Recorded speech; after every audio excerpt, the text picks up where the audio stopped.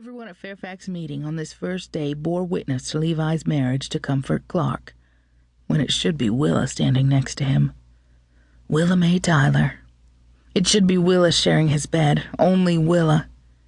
He'd failed her by letting her leave Waterford, and he'd failed himself by letting her slip out of his fingers like so much milled dust. One moment sifting through the air, and the next, gone. He didn't listen when the voice inside him told him Willa was the one for him, and he'd pay for it for the rest of his life. It wasn't his life that was important now. It was Willa's. She'd marched out of Waterford in Loudoun County with her Confederate infantry unit, determined to be a woman soldier and fight to avenge the deaths of her brothers at Manassas. The war had caught her up and refused to let her go. It had its ugly hands on her and most probably wouldn't let go until she'd breathed her last breath. Why hadn't he reported her sex to one of the Confederate officers? Maybe they would have let her go rather than punish her. Maybe they would have been easy on her since she was a woman. Levi had threatened to report her, but Willa told him if she were found out and tossed out of her unit, she'd just go and join with another. Levi reached up and unbuttoned the top button of his shirt, mindless of any friends watching. Still standing beside Comfort, he was uncomfortable in his clothes, in his shoes, uncomfortable in the knowledge that he'd failed Willa and Comfort and himself, but most of all, God. Levi had taken a woman that he didn't love and married her at meeting in front of God, with all the friends witnessing their union, where he'd promised to be unto her a loving and faithful husband. John Clark, Comfort's father, stood up. Comfort and Levi took their seats on the front bench. "I bless this marriage of my daughter to Levi Clement," John declared loudly for everyone present to hear. Levi listened, or tried to. John continued to speak, mentioning scriptures and talking of their shared Quaker history and settling in Virginia, having emigrated from Pennsylvania seeking good farmland.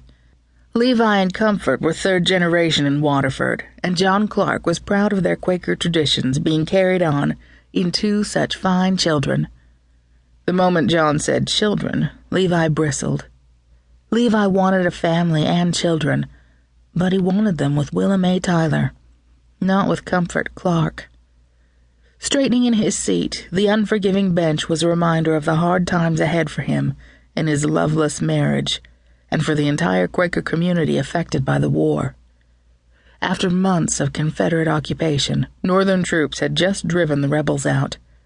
Colonel Geary and his regiment had waited in Harper's Ferry to attack into Loudoun County.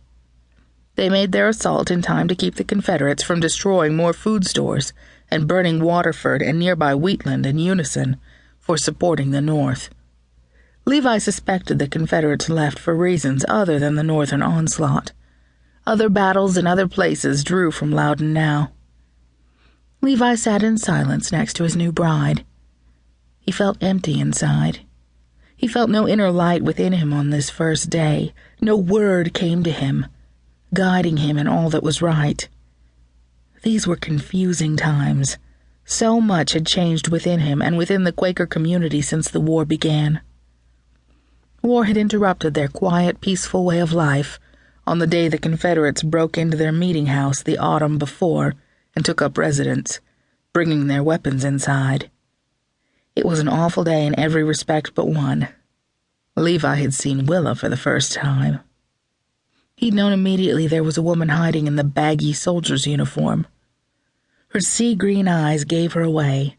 They were beautiful despite the anger and hate he read in them. Hate for him and for any Northern sympathizers. She'd intrigued him from the start.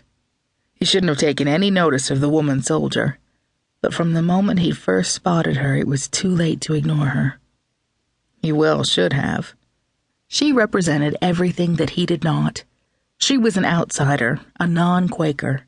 She was a woman masquerading as a man, a soldier willing to take up arms against another. She didn't hold the peace testimony in her heart.